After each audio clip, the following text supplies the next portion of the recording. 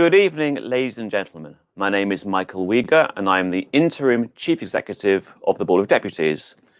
It is my pleasure and honour to welcome you this evening to our final hustings. Before we begin this evening's proceedings, I would like to pay tribute to two deputies who very sadly have passed away in the last couple of days.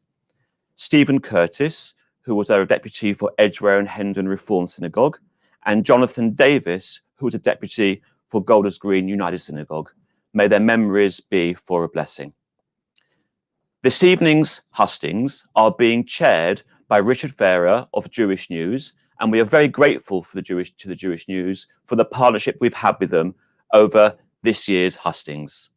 We're coming towards the end of a long campaign, and I very much hope that this evening's hustings will be a celebration of our community and of democracy as we listen to our candidates and we give them questions and we hear what they have to say about the future of our community and its concerns and interests. Over to you, Richard. Thank you very much.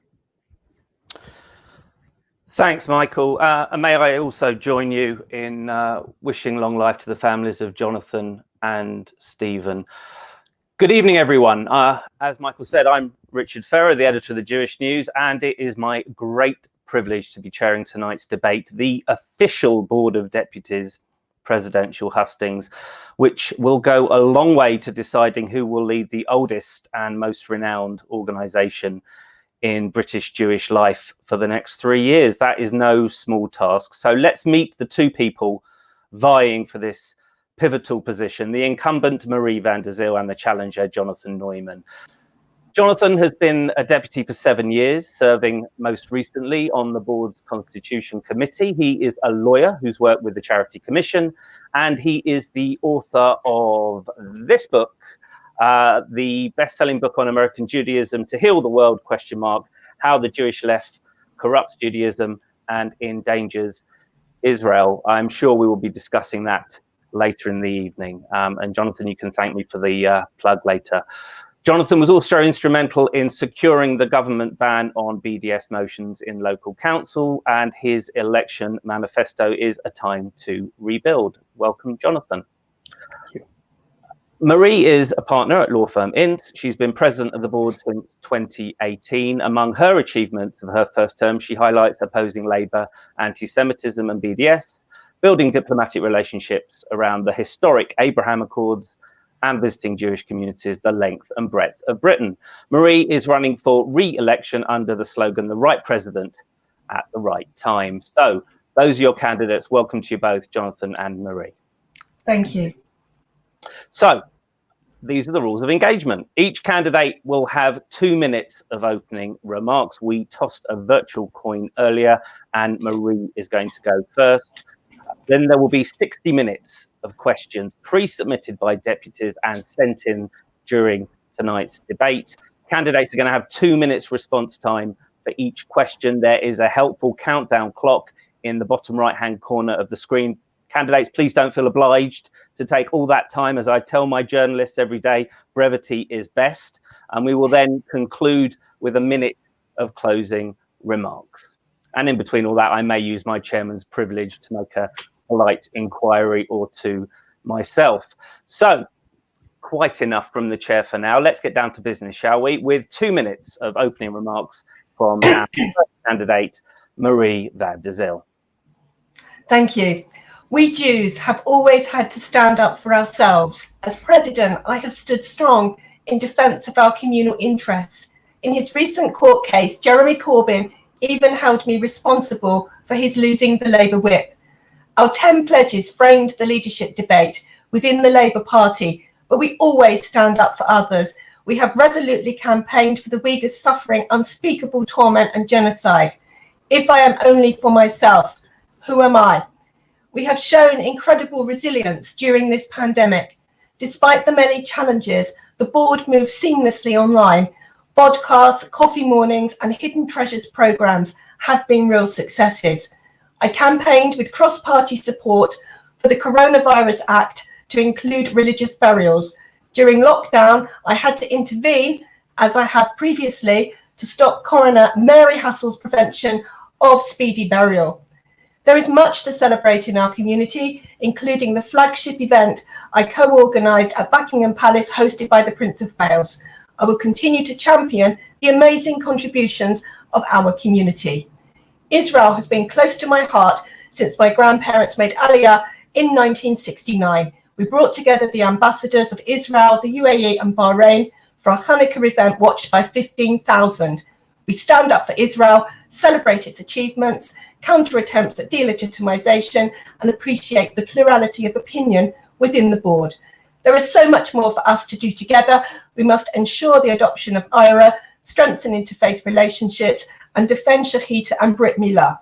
Internally, I will ensure deputies' participation is enhanced and views are taken into account before crucial decisions are made. As your president, you've seen I've demonstrated my commitment to you. Please vote for me to continue to stand with you. Thank you. Nicely timed. Now, with his 2 minutes of opening remarks, Jonathan Neumann.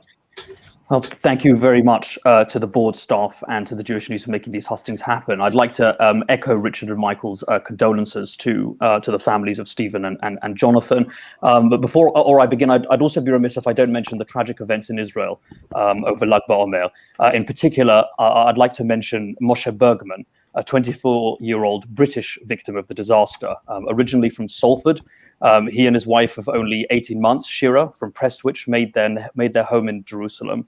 And I hope that Rabbi Arnie Saunders, the councillor from Kersal, won't mind me quoting him as describing Moshe as a wonderful and compassionate young man. And our prayers are with Shira and Moshe's family, as well as all the other victims' families, and may Moshe's and their memories be for a blessing.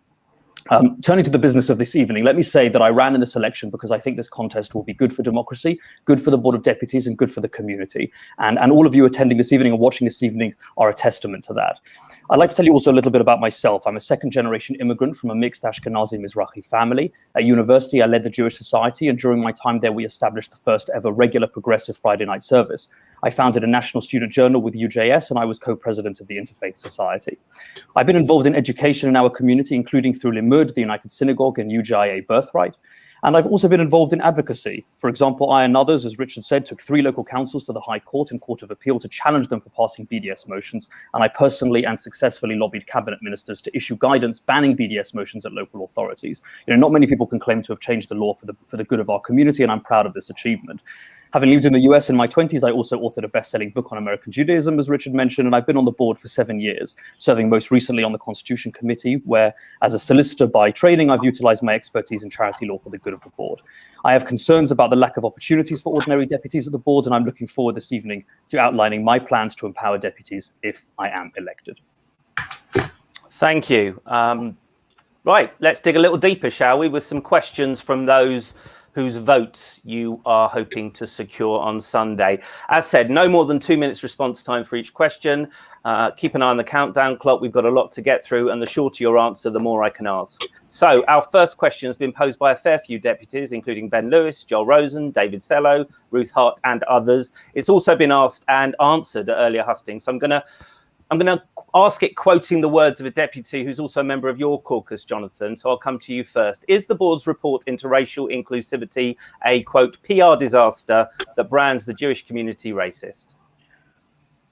Well, look, I'm not going to go into what my this and that is. Let me say that as a Jew of Mizrahi heritage who has experienced racism in the community, racist attitudes in the community in the past, despite how I look, and because of how I look, I've seen racist attitudes as well in the community when people don't realize who is in the room, and if I, given how I look, have experienced these sorts of things, and how much more so others, our fellow Jews of color in our community, who will experience it so much more so. So this report has personal resonance to me, and communal significance, enormous communal significance as well. I think. Look, I agree with Stephen Bush that we have to engage with the report critically, as he says.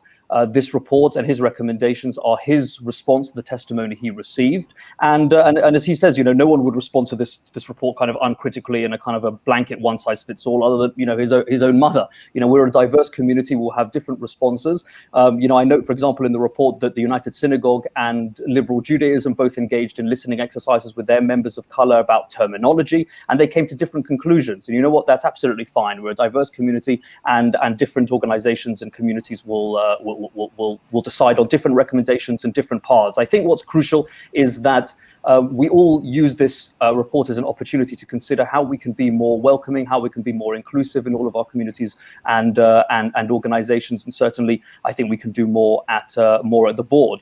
But as I believe the only candidate standing for any HO position with Mizrahi heritage, I think that will be a step as well. We've got, of course, our outgoing excellent Edwin Shuker, Vice President, who will be stepping down. So, it will be an honor of mine to be able to sort of represent that diversity in our community at the top table. Okay. Look, same subject, different angle, Marie. You wrote in the introduction to your report that it was commissioned in the wake of a, quote, reckoning about the treatment of Black people all over the world. Now, 197 people gave evidence. Jewish News asked for a breakdown from the board of how many of those 197 were actually Black Jews. We weren't given that information. We were told it was a risk of identifying people. Does that reason given indicate how few Black Jews actually gave evidence? No, just under 200 people gave evidence in total, and I think from memory only 24 didn't actually give their names. But to answer your question before, it's certainly not a PR disaster, because no community is immune from the scourge of prejudice, and our community isn't any exception. And as society as a whole sought to examine, as you've said, racial diversity, Black members of our own community certainly came forward. And whilst there were many wonderful things they had to say about being Black and Jewish, they had experienced, to be frank, far too many instances of discrimination and marginalisation. This is something that's very important to me. I'm an employment lawyer of some 30 years standing, and I specialise in discrimination, and I've seen discrimination firsthand for so many years. And if other minorities in our community step forward and say they too, have had too many experience, we have to sit up and listen. And alongside calling for change in the wider society, we've got a duty to act first, to understand what's happening inside our own community. And we have to take this opportunity to improve things as well. And the combined challenges of defining the Commission's terms, listening to the witnesses that you've described, and consulting our communal stakeholders was very dependent on volunteers. And I want to pay tribute to all of those volunteers and Stephen Bush, who was extremely generous with his time. And to me, it's a moment of pride, not a PR disaster. Pride that as a community, we are taking ownership of these issues, and institutions throughout our community are not seeking to dodge the problems presented to them. And there is an outpouring of goodwill and a willingness to learn and improve. And this is the way forward. It's admirable, and it makes me proud to be a British Jew. And I'm very deeply saddened, and I am very sorry that Black people feel that they have suffered discrimination. I want to apologise for that. And this commission is absolutely necessary. And I'm very moved by their testimony. And the commission makes very, very difficult reading, but challenge, trying to improve is definitely the right thing to do. And we can be proud of this moment, proud we're going to change. Thank you. Could you give me a breakdown on how many of the 197 people were actually Black Jews compared to, say, Sephardi, Mizrahi, Yemenite Jews? I'm afraid that I can't give you that breakdown beyond what's in the report, because even I'm afraid, I'm not privy to the actual evidence. But I'm told that just under 200 people came forward. And I don't have the specific information, but I trust the report. I think it's very much an in-depth, considered report. And if people are trying to say that the evidence isn't genuine, then I think that's extremely sad. Oh no, not at all. And I was very privileged to contribute to it myself. I was just pointing to the issue that the report was prompted by discrimination faced by Black Jewish people. It in was the community. indeed. It was. So, you're quite right. okay. But other Jews came forward, and it wasn't right to not listen to Mizrahi Jews and other Jews of colour. So Okay. that was the decision. Thank you. Let's move on from that. I know the pair of you have addressed that question pretty much in every hustings, so it's been well covered. Okay, next question from Joseph Grabiner from Alith. Can a candidate perceived to attack progressive Jews be trusted to represent the full spectrum of our community? Now, this, of course, Jonathan, is in reference to your book, which I have here. I'm on chapter 4. Now, you seem to suggest in the book that it would be better if some Jews simply assimilated rather than practiced what you see as a warped and diluted version of the faith. Are those the words of a unifying president of the board? I'm not sure I actually do make that argument. Maybe when you get to the end of the book, Richard, we'll have another conversation about what it says. Look, this is a book about American Judaism, about the American Jewish community. It deals with a certain phenomenon of politicization in the American Jewish community, both in orthodoxy and progressive streams, and they are all covered. And I've spoken about it to orthodox and progressive and unaffiliated audiences from New York to California. But look, let me give you an example of the sort of politicization that I'm talking about, that we see, and it's embodied in figures like Michael Lerner, for example, who's a radical activist turned academic turned rabbi. This is a person who interrupted his sister's nuptials to berate the high-profile guests that they had blood on their hands for not doing enough to stop the war in Vietnam. In his own wedding, he exchanged rings with his wife made from the fuselage of an American jet downed over Vietnam. He employed the terrorist weathermen's motto on his wedding cake, "Smash monogamy." Unsurprisingly, the marriage lasted barely a year, but beyond the humor is a very serious point. This is someone who identifies as post-Zionist. He founded Tikkun magazine, which takes a post-Zionist direction. Adam Dershowitz has described it as the most anti-Israel screed ever written under Jewish auspices. And the late great Elie Wiesel was originally on its board and rapidly fled from the magazine after seeing its direction. I think that subjecting these sorts of individuals and these sorts of trends to an academic level critique, and this book has been endorsed by leading Judaic studies professors at Harvard, subjecting these sorts of trends to academic level critique, I think is entirely legitimate. I think entirely acceptable. And unfortunately, it's a shame that the book gets misrepresented by so many people who I don't think have actually read it. And sometimes even when they profess to have read it, really, I can see that they're relying on reviews and extracts. I'm getting through it, Jonathan. I mean, the pages I read seems to suggest that to reform is to remake and to alter, and Judaism doesn't need remaking and doesn't need realtering, especially when it's used to embrace a political movement that delegitimizes Israel. But while I was reading it, I was most confused by why choose to attack progressive Jews when Tikkun Olam and social action are also key values of orthodoxy? Why make the distinction? Well, again, I don't make the distinction. I mean, that's the point. As I just said, it says how the Jewish left corrupts Judaism. That's the subtitle of the book. Well, you don't say how the Jewish left in orthodoxy corrupts Judaism. Well, no, and I don't say how the Jewish left in progressive Judaism either, corrupts Judaism. The point, as I said, this is a book about orthodox and progressive streams across American Judaism that deals with a particular phenomenon of politicization that is unique to American Judaism. And that shouldn't be a surprise. I mean, we're very familiar with, for example, the Christian right in America. We don't have that in this country. And other elements of civic life in America is also heavily politicized. Showbiz, sports, corporate America as well. I mean, we see, for example, companies moving from moving out of one state to another, or sports tournaments being moved because of opposition to particular laws in particular states. These are often sporting teams that are quite happy to go on tours in China, for example, or to source their uniforms from China, but they move. Their politics impact how they behave in America. That is simply the way that things are in America, and that unfortunately has also impacted the community. I happen to think that the religion and politics tends to be a dangerous mix, and this is what I've analyzed in the book. But this is not something that I believe that we see in this community. And again, if people are interested in American Judaism, then by all means, go and read the book. Okay, look, I don't want to have a hang up on this book, and also I don't want to isolate Marie from the conversation, but I just want to ask one more question.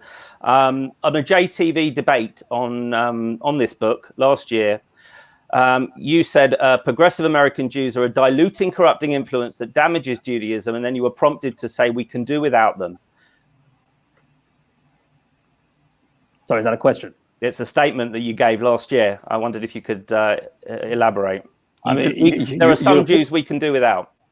Well, I'm pretty sure that I didn't identify them as progressive Jews, or I think you're conflating a number of statements in that debate, which I think you said there were some Jews we can do without. Which I think is unfair. Yes, when I said that there are some Jews that we could do without, which again you're taking out of context of like an hour and a half long debate. I was referring to the sorts of radical Jews whose only affiliation to Judaism, the only time they ever seem to refer to their Jewish identity is to bash Israel and to deny anti-Semitism, and that unfortunately is something that we have seen in this community, and that is very far outside of the mainstream. But I think it's deeply unfair to suggest that I'm talking about progressive Jews or Orthodox Jews or any of the mainstream Jewish community. Again, these are the sorts of misrepresentations we've seen throughout this campaign.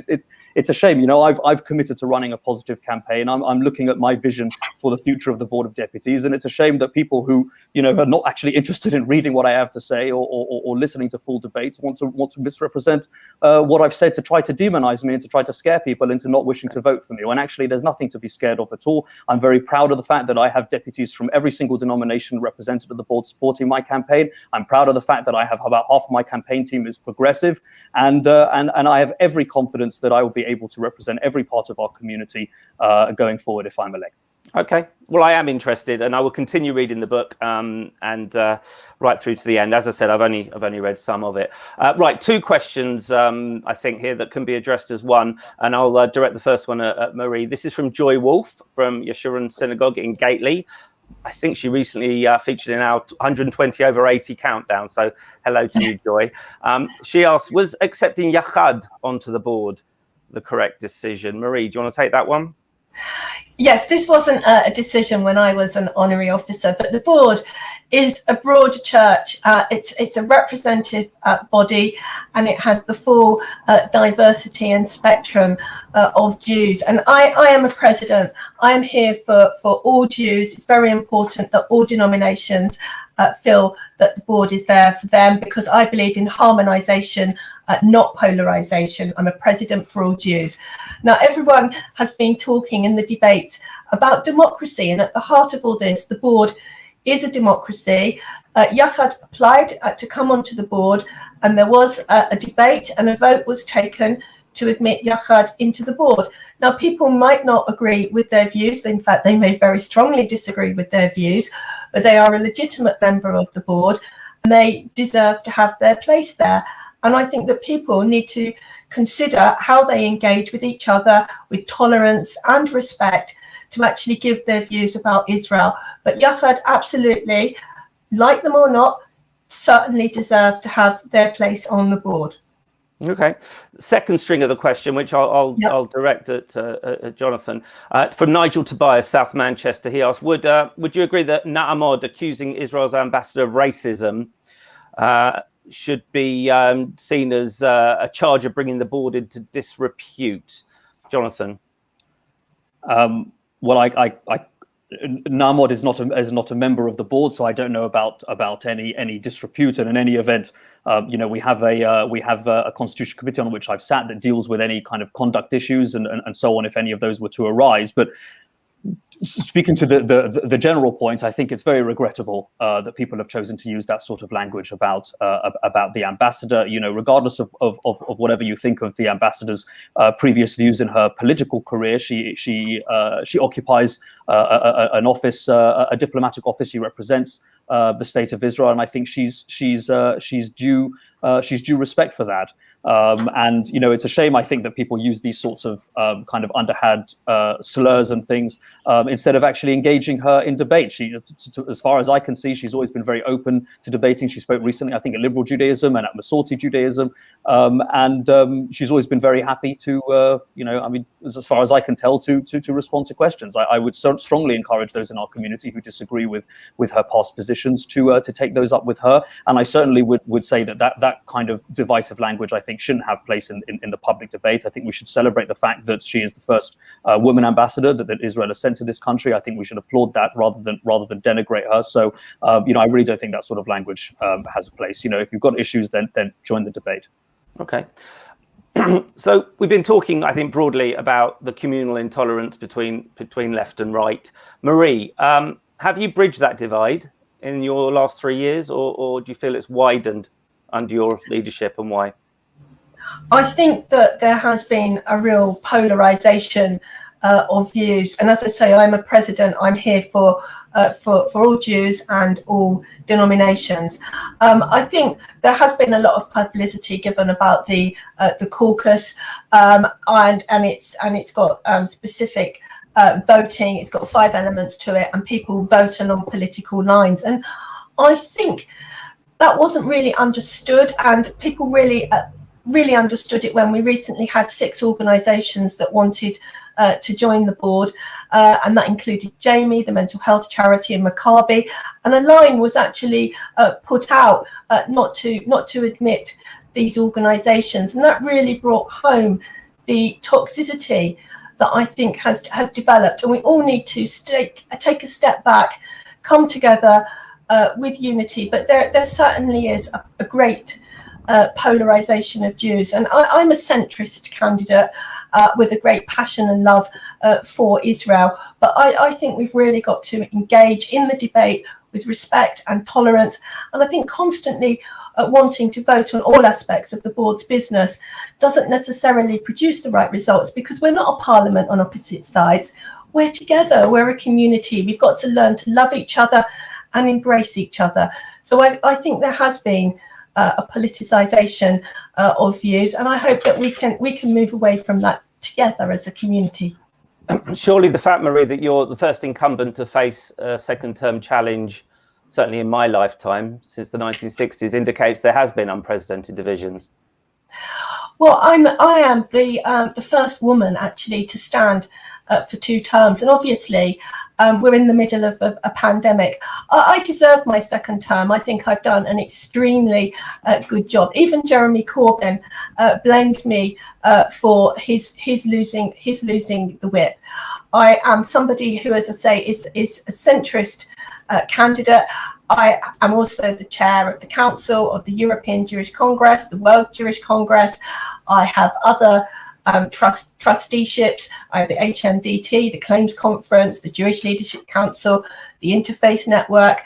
I've done a lot of work in relation to burial, and I've got a very good relationship with the Haredi community. I also think that we have good terms with the government. I've recently seen Dominic Raab, Foreign Secretary, Lord Pickles, James Cleverly, and we've done a huge amount of work that the community has felt very engaged in. For example, the Uyghur campaign. And as you said, I've travelled the length and breadth of the country. So I feel that I definitely deserve my second term, but I'm the first woman to ever stand for 2 terms. Okay. We are getting questions in live, and I will turn to them very, very soon. I'd just like to exercise my chairman's privilege at this point and develop just this issue of communal intolerance, which I think is quite key, because, of course, on the polar opposite side of the likes of Na'amod and Yachad to a lesser extent, sits a former deputy such as Rosalind Pine, Jonathan, who's currently serving a 6-month ban from the board for Islamophobia. She's been a vocal member of your caucus, trying to get you elected. I take it that Ms. Pine's presence in your corner means you feel her ban is unwarranted, Jonathan? I'm obviously not it's not fair on me to start commenting about particular individuals who are not here to defend themselves. I also understand that in that particular case, from what I gather, there may be legal proceedings surrounding that. So obviously, it would be totally imprudent of me to say anything on that. But I will address some of the wider points. For example, we discussed about voting and so on in plenaries and how groups vote and this and that, but actually it's entirely academic. We vote on practically nothing at the board. The only substantive vote that we've had in the last 3 years is on the Israel motions, which I thought were in any event an unfortunate use of our an unfortunate distraction from the main work that we should be doing about British Jewry in this country. And in terms of the groups that I'm involved in a number of groups of deputies at the board. The one in particular that you've been discussing, has been characterized, unfortunately, lately as being far right. I mean, again, these are the sorts of slurs that I would have hoped would have been beneath us in this campaign, but unfortunately, not everyone has come to, not everyone at the board and outside the board have come to this election in that spirit. And I mean, what is far right about believing in zero tolerance of anti-Semitism? What is far right about opposing BDS? These are perfectly mainstream positions, and it undermines the real fight against the real far right by depleting these phrases of and these terms of meaning by using them with such kind of casual abandon. And it's an insult, I think, to the majority of the community that does believe in zero tolerance of anti-Semitism, opposition to BDS. Sorry to interrupt. Is it far right to describe Muslims as vile animals and Arabs as evil, as Ms. Pine did? Well, again, I'm not going to. If you want to ask other people about what they I'm just said, saying. then ask are them. you willing? Obviously, this is not language. This is obviously not language that I have ever used, and it's not language that I would use or that I would condone. I'm just simply asking a question we asked you a few weeks ago when we ran a story, and asking if you're willing to distance yourself from her endorsement of your campaign. Well, I'm not familiar that she has endorsed my campaign.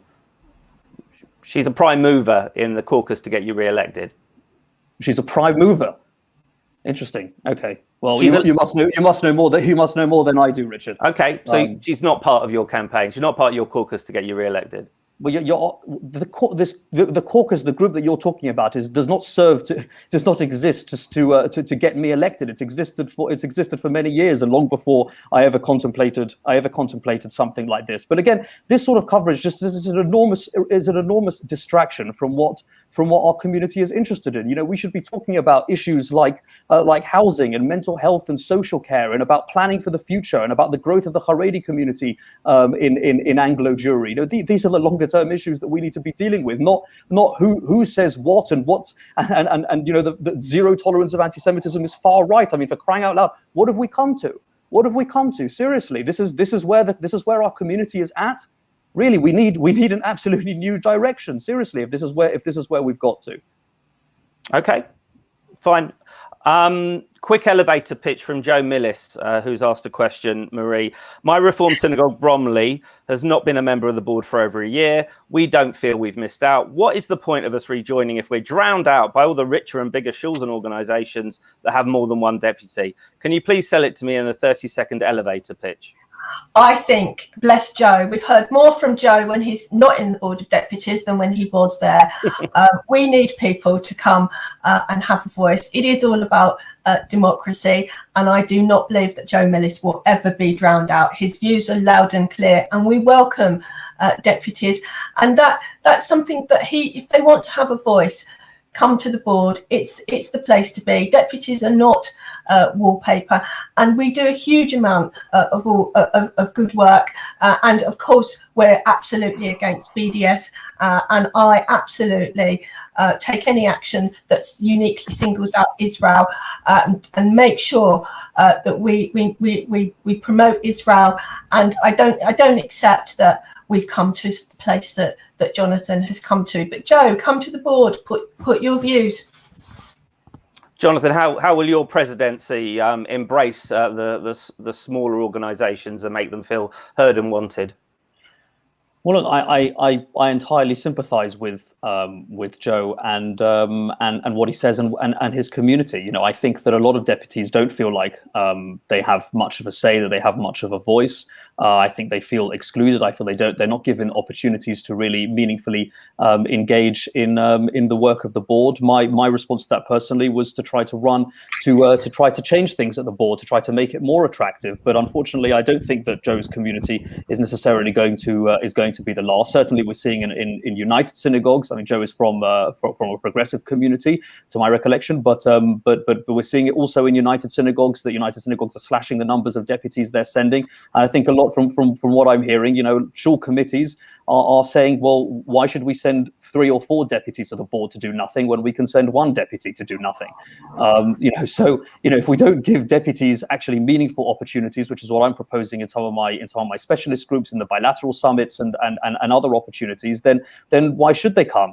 I would struggle to give Joe, as things stand, I would struggle to give Joe an elevator pitch on why he should return to the board, why community should return to the board. But certainly, I hope you'll get a chance to see my manifesto, and if I'm elected, then I intend to fulfil my commitments, and hopefully there'll be a different board with opportunities for ordinary deputies to have a voice and to get engaged, and hopefully communities like Joe's will be more interested to come back.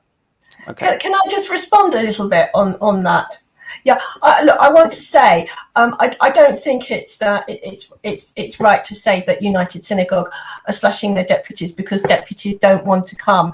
And the starting point is we should encourage every constituent member to maximise their representation at the board, and that in turn is going to better help the board to do its job. But I do respect that each constituency has its own priorities, and there is a reason for less deputies because there is a need by United Synagogue to save money, and especially people are really suffering in this pandemic, and in the short to medium term there are competing financial demands which may mean that deputies are not coming. But we've never had so many organisations wanting to join the board.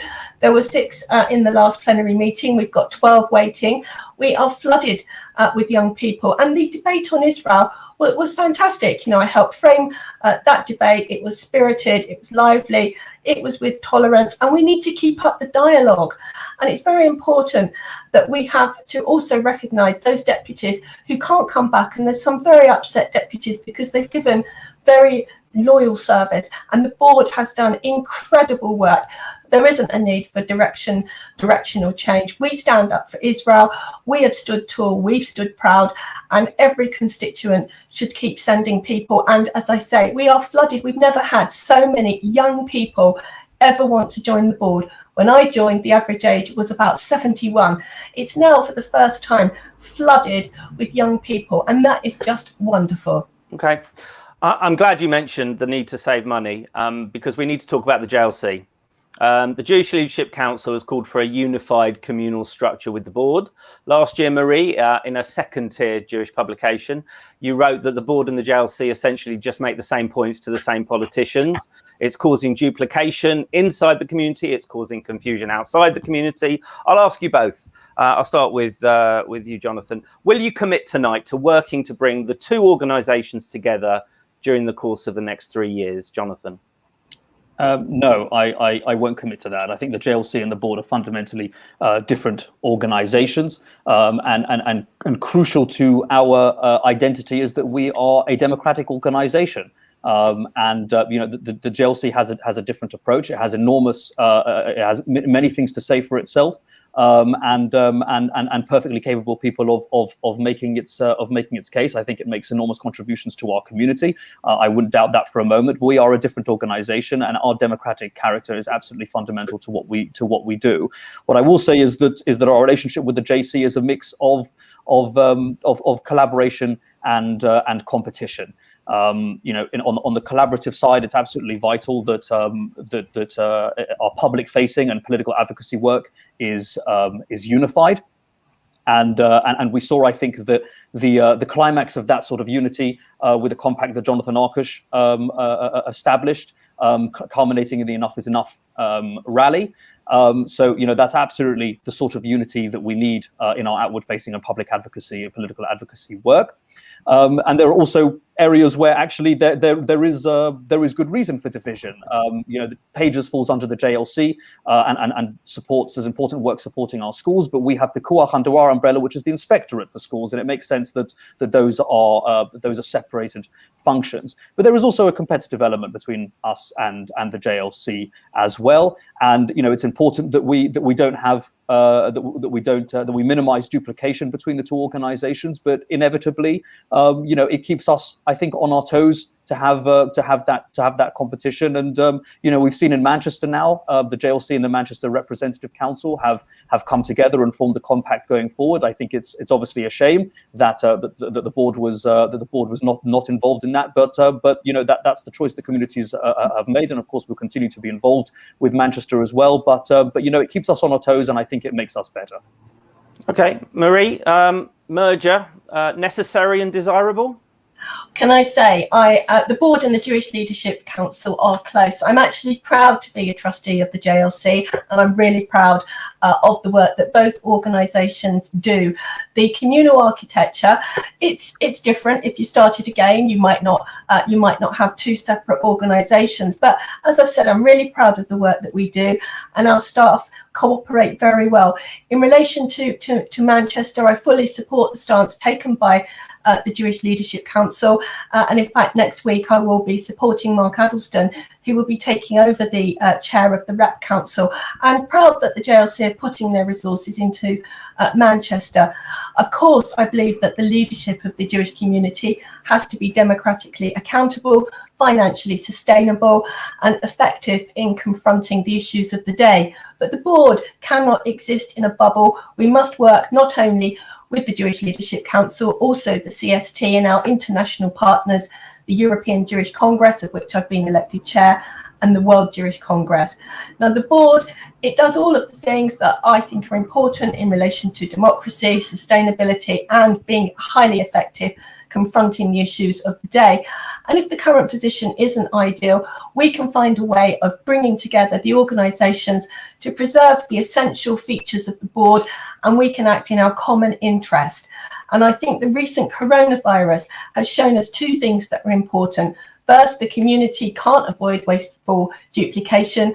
And then for the board and the JLC to focus on different priorities during the crisis. The board has focused on public policy, while the JLC has looked to raise funds to plug gaps. Both of these are vitally important.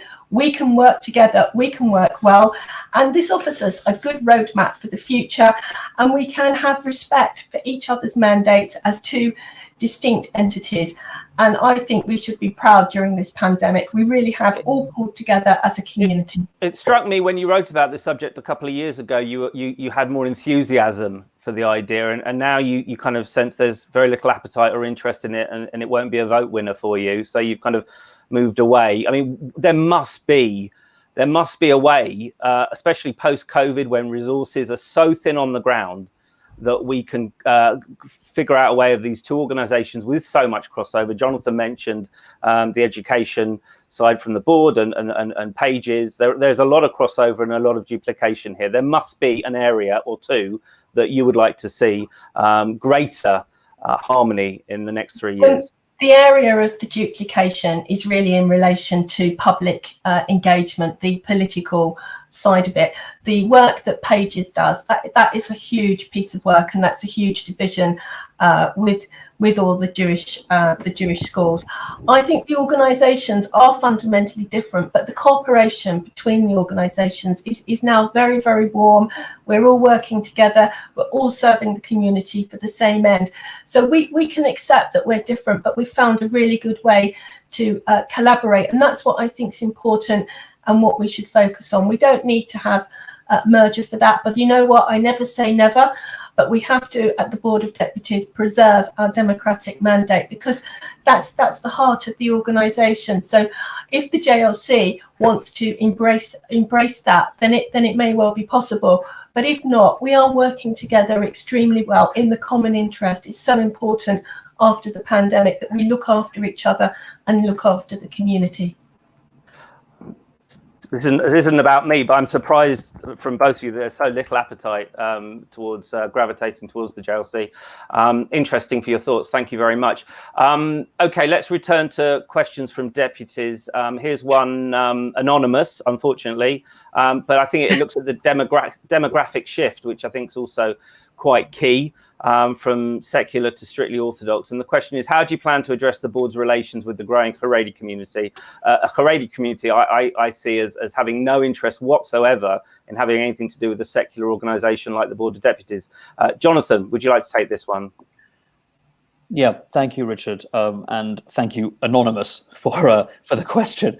I think this is actually probably the biggest kind of longer term, in fact, even now medium term challenge facing the community. And when I say challenge, I mean that it challenges us to think about the longer term future? What are the resources that we're going to need in our community? Where is the funding going to come from in our community? What is the trajectory of our community going forward, culturally, religiously, politically, with the relative growth of the Haredi community? I mean, in just a few years' time, a majority of children born in the Jewish community will be born to Haredi households. So this is an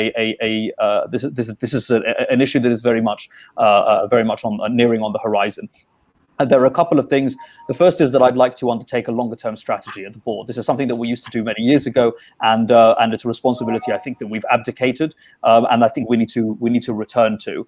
We're going to have the national census figures coming soon that will be able to inform that strategy in terms of the direction of the community, and clearly the growth of the Haredi community is going to be a major part, has to be a major part of that. But more immediately, I also want to establish a Haredi liaison group at the board comprising deputies from the Haredi community and those who work very closely with the Haredi community and understand that community, to bolster certainly my relations with the community, but also to feed back to deputies at divisions and even potentially at the plenum about views and ideas within the Haredi community, because there's a huge amount of ignorance, I think, on both sides of the kind of Haredi, non-Haredi divide. There's a huge amount of ignorance within the Haredi community about the non-Haredi community, but there's also, we have to accept, a huge amount of ignorance on our side of that divide too. I mean, how many Jews, sort of the quote-unquote mainstream community could tell the difference between different Haredi communities in North London, in different neighbourhoods in North London or in North Manchester? There's a huge amount of ignorance, and I think that a liaison group of this sort that can actually feed back some of the diverse views within the Haredi community can go a long way to starting to build bridges and build understanding between our communities, which we absolutely need, given, as you say, the growth of the community going forward. Okay. Marie, is it a source of frustration to you that the last 3 years hasn't seen any coming together? Well, actually, I've got a very long-standing relationship with the Haredi community, going right back to my days where I've dealt with the coroner, Mary Hassel. And in fact, in the last 3 years, for the first time since I think the 1970s, we now have a Haredi deputy.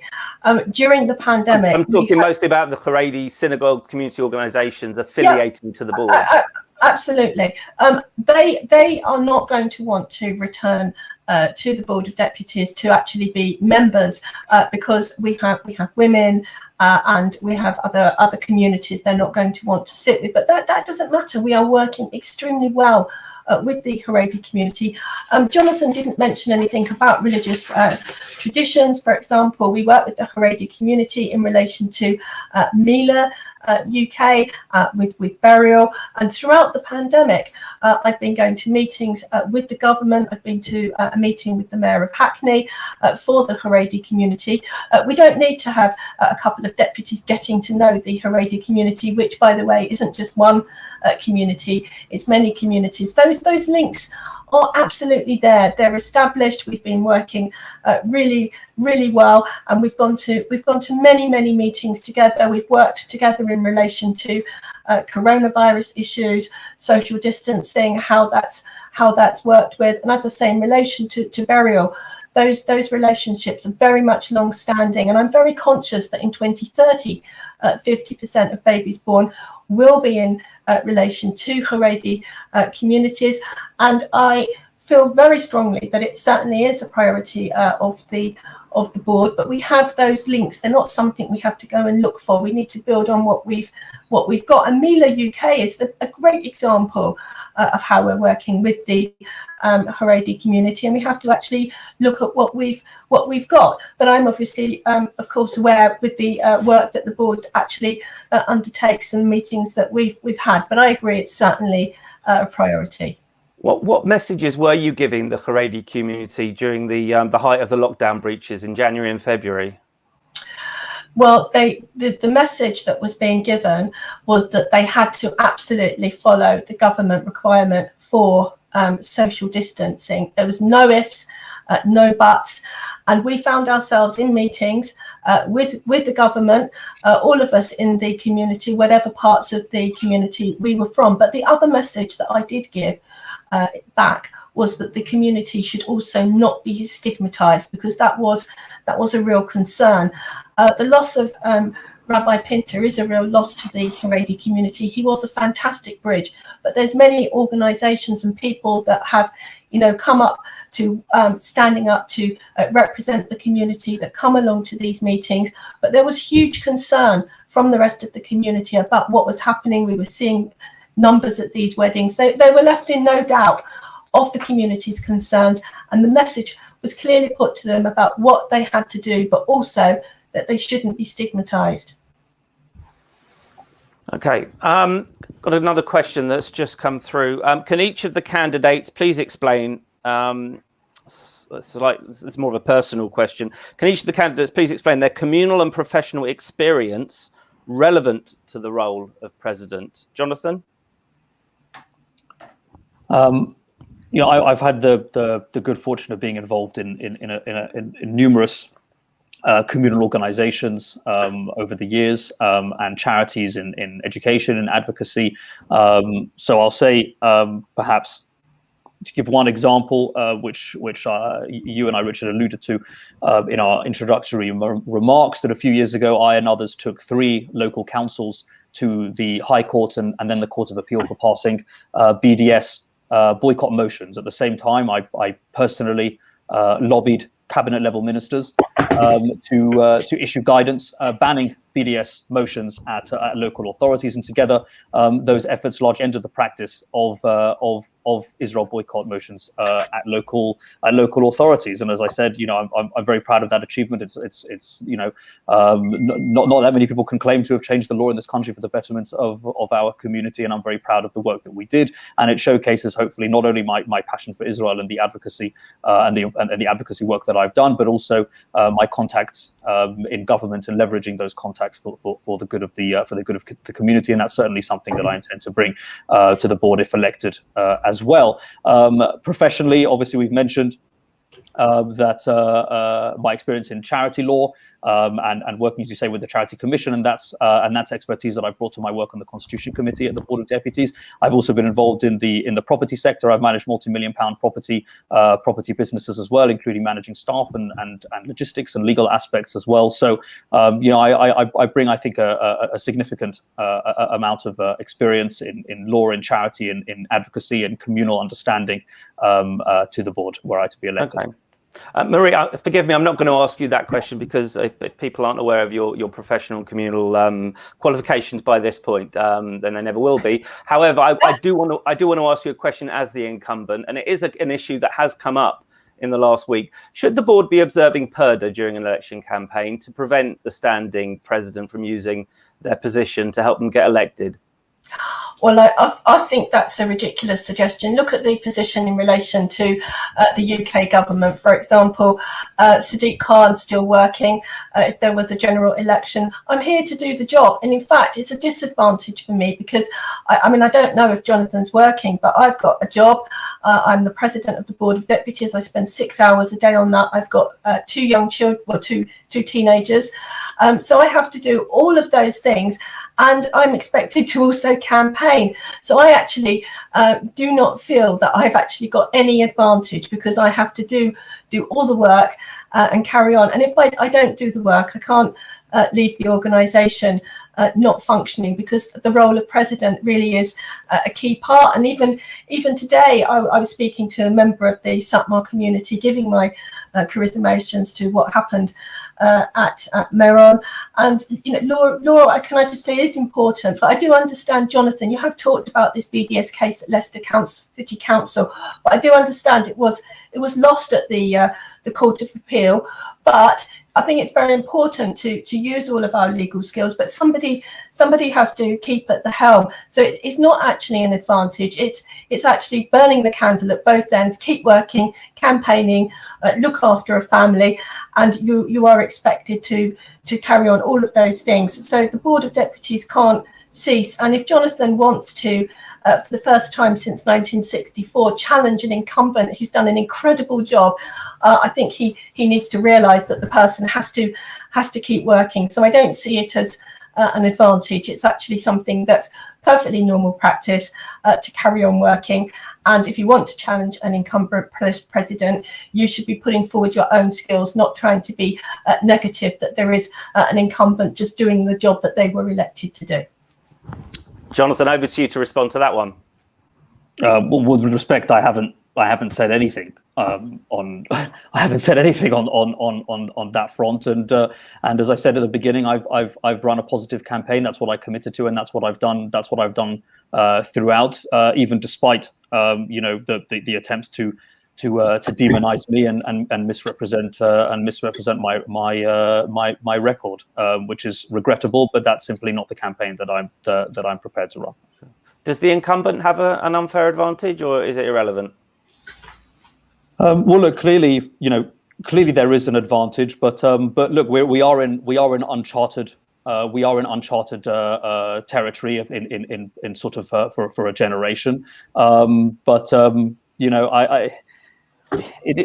the work of the board, does need to go on, and clearly, as we see in government here and in government in America, there is, as they say in America, the president has the bully pulpit, and they are able to use that.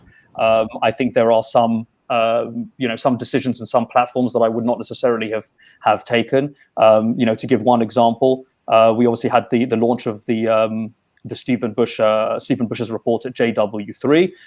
Personally, I thought it was a shame that in a report about racial inclusivity and the importance of including Jews of color, that actually it wasn't the vice president of color whose division was actually overseeing the report. It's a shame that it wasn't him who was brought to present the report. And I think that if we expand the number of people who are actually fronting initiatives and doing things at the board, then there'll be, then this would be less of an issue, and no one would have to burn candles at too many ends, because more hands make light work. But I do appreciate that things have to go on. I hope that in the coming hustings and in the meeting this coming Sunday, that the board will try to make things as fair as possible in the circumstances. Can I just say, look, I'm a trustee. I've got fiduciary responsibilities. They can't just suddenly be set aside because someone wants to challenge the incumbent. And as for the positive campaign, it's a shame that many of the people that are working for Jonathan, I'm making all my own calls, but they've been calling people saying, Marie's not done anything, she's anti-Israel, she can't run meetings. That doesn't really feel a very positive campaign, and this is a very long-standing project, very important, the commission, and its timing was its timing, but we can't suddenly, for Jonathan's convenience, come to a halt. And we are all trustees with fiduciary duties, and we have to carry on working. But really, when you're trying to campaign, it's not an advantage that you have to keep working. It's very difficult. As I say, I'm the first woman to ever run for 2 terms. I've got 2 children. I'm doing a job. I'm working for the board. I don't know if Jonathan's working right now, but it's working 24 hours a day for love of the community. But some of the people on his campaign team have been most unpleasant about me, and I found that a very negative campaign, even though Jonathan is suggesting that it's a pleasant one, because believe me, it hasn't been, which is a great pity. Let me get this right, because I'm sure Jonathan would like to come back on this. Jonathan's team has been canvassing voters with a negative campaign, personally attacking you and disparaging your views on Israel. Yeah, and also saying that I haven't got any achievement. I'm anti-Israel. Jonathan, you're leading a dirty tricks campaign. Yes, he is. Yes, I'm also far right. I'm also some kind of demon from Mars, and God knows what else. I mean, look, this is the sort of nonsense that I think is an enormous distraction. I think we need to focus on the issues. I'm not going to go into a who said what. I'm not going to say what's been said about me or from the other side of this campaign, or indeed the emails that have been sent to all deputies trying to demonize me and so on. I'm just not interested. I think a leader has to rise above this sort of thing and focus on the needs of our community. Okay, well, look, temperatures are clearly going to be high, and it's an important time for the board, and Sunday is an important day. So look, we'll park it there. A number of questions still to get through, and I'm just keeping an eye on my clock. I think I've got about 10, 12 minutes to go. And we haven't mentioned Israel, hardly at all. Isn't that extraordinary? So shall we? Thomas Spence, UJS. There are many British Jews who oppose the occupation and believe it harms Israel's security and standing, and a cause the board is constitutionally mandated to support. How would you represent that part of the community as president, i.e. the part of the community that's less inclined to support what Tomer is calling the occupation, and how it harms Israel's security? Jonathan, do you want to take that one first? Sure. And look, what I will say, in the interest of being positive, I do want to make clear that there have absolutely been accomplishments in the last over the last 3 years, and the fact that I'm running, I'm interested in the next 3 years, but that's very different from I'm not a naysayer, and there are people, and I can tell you there are people I speak to who try to play down what has been achieved in the last 3 years, and I tell them, look, I don't think that it takes nothing away from me and my vision to say that there have been things that have been accomplished over the last 3 years, and I'm very happy to say that. I'm very happy to say that on this platform as well, because I think you're right that we do actually have to raise the temperature. In terms of Tomer's question, thank you, Tomer, for asking. Look, my view is that the Board of Deputies should be about British Jews and this community, and that we should not be providing a sort of running commentary on Israeli affairs and Israeli policy. Certainly, I'm not running for Israeli Prime Minister or Israeli Defense Minister or Foreign Minister. I'm interested in our community.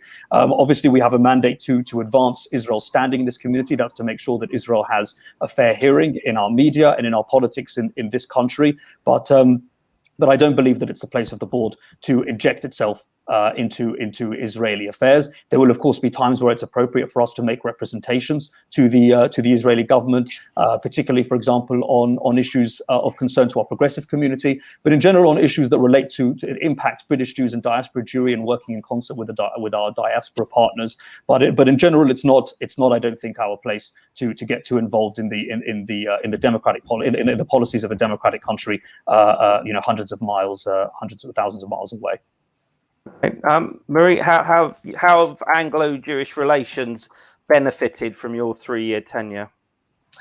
Well, can I just say, in relation to the debate that you referred to below, where Jonathan said there are some Jews we can do without, in relation to Tikkun Olam, Jonathan also said that any sort of Tikkun Olam should only be undertaken by Israel and not diaspora organisations. And I think that in the UK, we have really worked very well together. In the UK, we've had a fantastic Israel debate.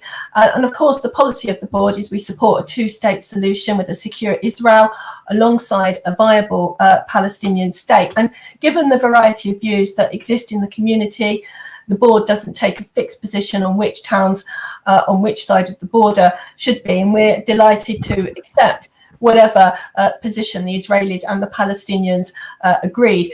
I am also very circumspect about criticising Israel. It's in our constitution, but we are a board of deputies of British Jews, and we represent the interests of those Jews in the UK. And in the main, we know we are a Zionist community. Our passions and our interests with the Israeli government overlap. I've got a very good relationship with the Israeli ambassador. I think it's very important that we have a dialogue, but there are some specific issues, and there clearly is one where there is a diversity of views, and we need to try and find a way and hold different parts of our community together. This is what we've done in the last 3 years. We've had a fantastic debate on Israel, and I'm very proud of our community, because we represent the views of a diverse range of people. What I want to concentrate on is for there to be tolerance and respect and education,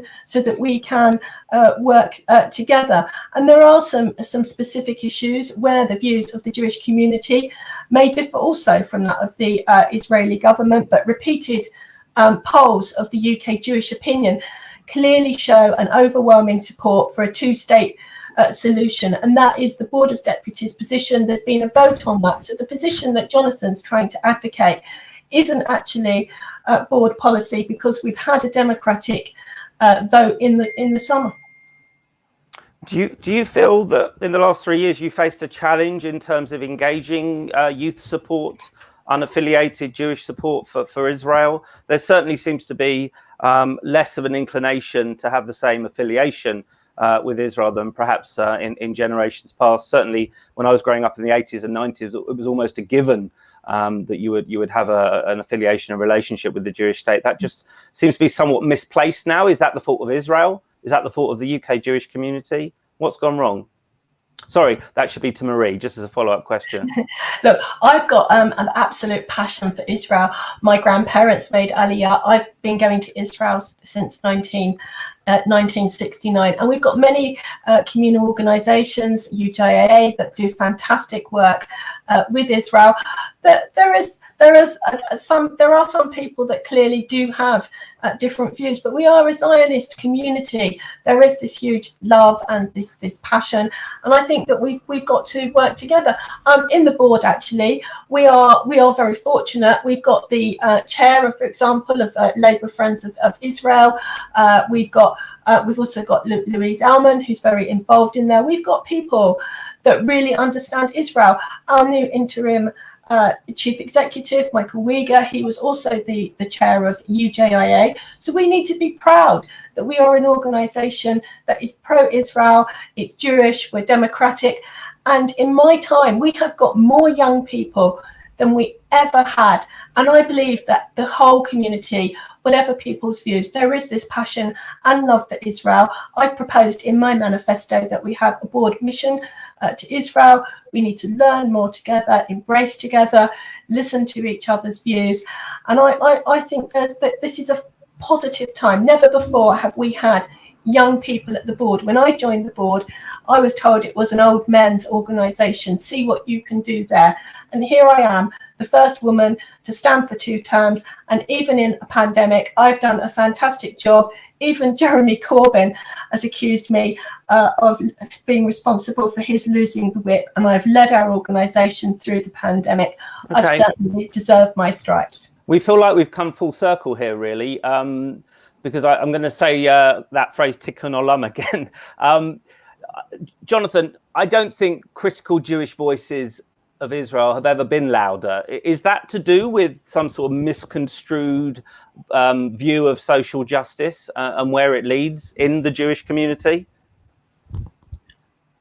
Well, again, the trends that I've looked at are in relation to the United States. So I can't speak to that here. Look, I mean, we're very fortunate that we have a lot of passion in our younger generation. That's something that's obviously very important to me for obvious reasons. And I think that we need to do a lot more to engage young people at the board and the younger community. I mean, I, for example, want to establish in my manifesto, I want to establish an under 35 assembly at the board with an elected chair to engage pupils and students and graduates and young professionals, the latter of whom I think have the least formalized infrastructure in our community. I think there's a lot of work that we can do there to build to promote the brand of the board and the brand of the board, among our younger demographics, get them interested in the board, and also to enable our younger deputies to feel like they have the opportunities to make meaningful contributions to our younger demographics. And also, speaking as a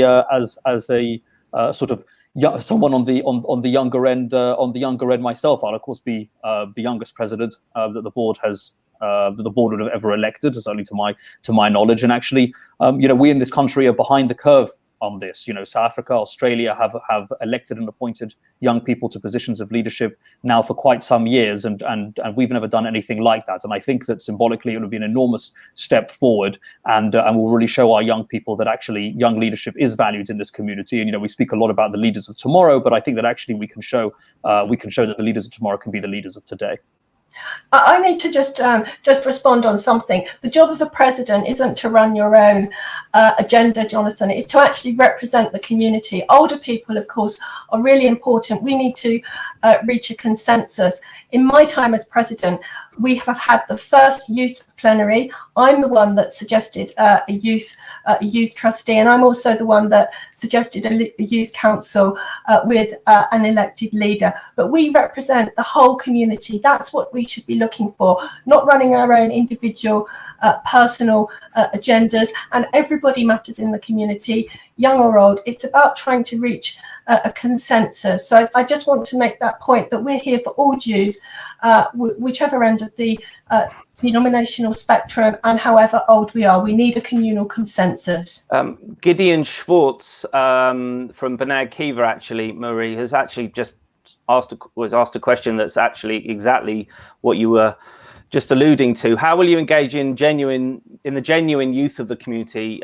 He's calling your attempts over the last 3 years just tokenistic things. Jonathan, I presume you'd suggest that your youth assembly, comprising of under 35 deputies, would be something more substantial. It already exists. Well, in my vision, absolutely would be. It absolutely would be substantial, and the point is that it needs to have the opportunity to engage in to make meaningful contributions. For example, at pupil ages, whether it's essay writing contests, volunteering opportunities, volunteering awards to recognize achievements, working with UJS, as of course we do now, but our younger people are much closer, of course, to campus, potentially founding a national student journal, as I did in my time, for reasoned debate among students, and other initiatives for young professionals and graduates. I mean, one of the projects that I would like to see is the development of a Jewish inclusion mark modeled on Stonewall's diversity champions, where we can learn from what the LGBT community has done and apply those lessons also to our community. I think this will disproportionately help young people in the workplace, where employers are able to apply for this mark, and to have a sort of standardized guidance, which the board already has, but this way we can disseminate it, where employers will understand what Shabbat observance means, what kosher observance means, and to say that, well, here we have this mark. If you're applying to come to work in our organization, then you know that we know what these things mean, and we know that there's a standardized ways of dealing with this. And of course, it's also a way I'd like to see for the IRA definition to be applied in anti-Semitism complaints in the workplace, because this will also be part of the mark. And Stonewall earns an income as well from this. So here again is an innovative way to potentially earn a modest income for the board in a way that helps people in our communities, that helps employees, and particularly I think disproportionately will help younger people in our community as well, who don't have the sort of bargaining power in the workplace that others do. So absolutely, I think there's real scope for real meaningful contributions by younger people, and indeed by all ages in our community. I don't think the idea of me proposing an under 35 assembly is somehow sort of balkanizing demographics in the board. I think we recognize that we need to appeal to all parts of our community. Okay. Can I say what Jonathan's proposing? It isn't new. I've written the legal content for the Employer's Guide to Judaism and Faith Observance a long time ago.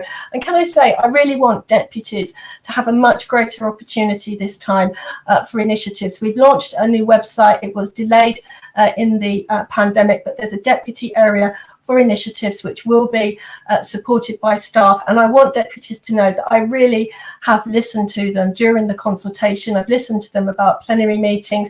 I've listened to deputies that they want to have much more involvement.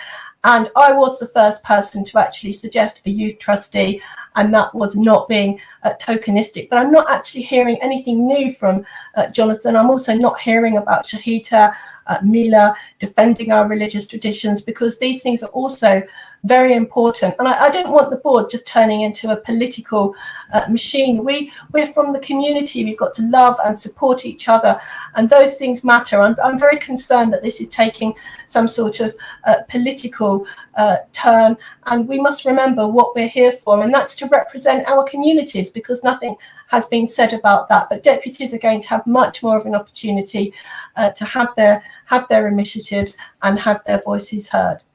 Thank you. One more question from me, and then we're going to get to 1 minute of closing statements, and then our evening has come to an end because time has almost beaten us. I would just like to know, just quickly, ask each of you, what do you most admire about the other? Jonathan, on Marie. Well, Somewhat, I'm just sort of recovering from the shock of essay writing competitions being some kind of political agenda.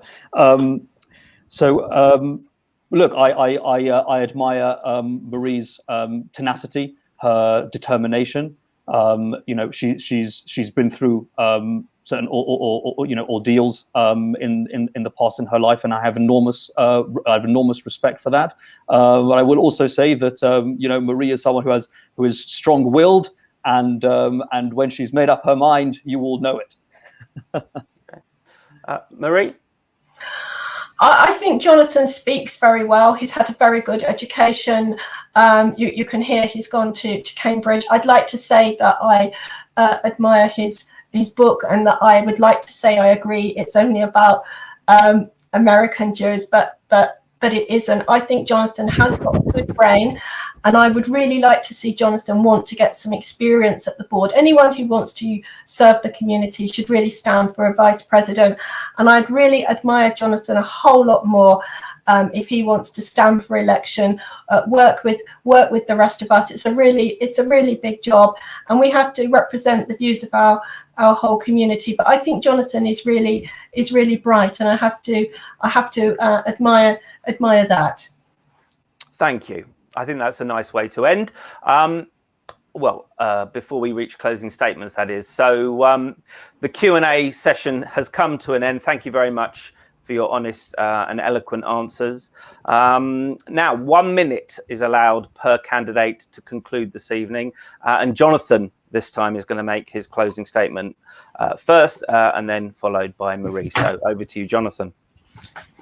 Well, thank you very much for a spirited debate. Thank you, Richard, also Justin behind the scenes, and of course to Marie as well, and to everyone participating and watching. No, I'm very excited about the campaign that we're running. I'm proud to have support from deputies from across the country, from across all age groups, and from every single denomination represented at the board.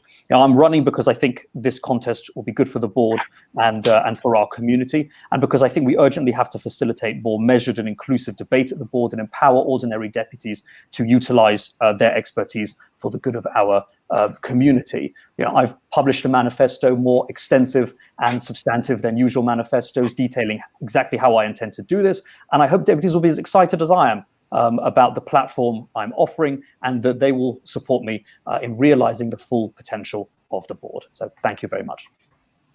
Thank you, Jonathan. Marie? Thank you. I'm a unifying candidate. I'm a centrist candidate with a passion for Israel. I believe in harmonization, not polarization. I never imagined my first 3 years as president would be so demanding. Yet 3 years on, I've never been so proud to be a British Jew. Our community, it's shown its characteristic resilience, whether it's fighting through anti-Semitism in the Labour Party or through the daily determination during the pandemic, despite our disproportionate losses. And as a community, we keep standing up and we choose to creatively celebrate our Jewish way of life. And we have continued to stand up for Israel and others, including the Uyghur Muslims. The next 3 years, they're going to be vital for our community. The board must stay relevant to meet these challenges. I will continue to work tirelessly for our whole community, as I have done through the pandemic, through the anti-Semitism crisis, and throughout the last years with you. Let's all work together. We need you. Thank you. Thank you both. And with that, our time is over. If you are a deputy, I trust the last 90 minutes or so has helped inform the decision that you're going to make on Sunday when voting for your next president.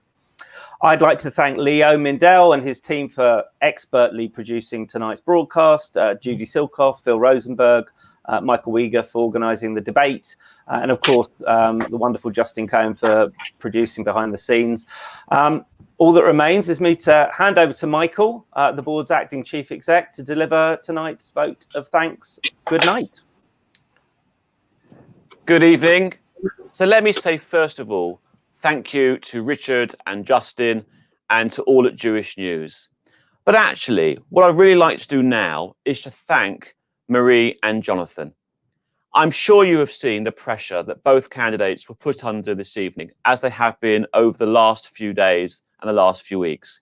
It is extraordinarily difficult to be a candidate for any form of office, and to put yourselves out there in front of thousands of Jews over the last few weeks has been a real ordeal, and it's a tremendous testimony to them and to all of us that we have people of such high caliber standing for office.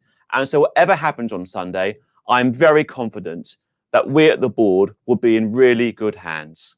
Finally, thank you to all of you, and we'll see you on Sunday. Have a good evening.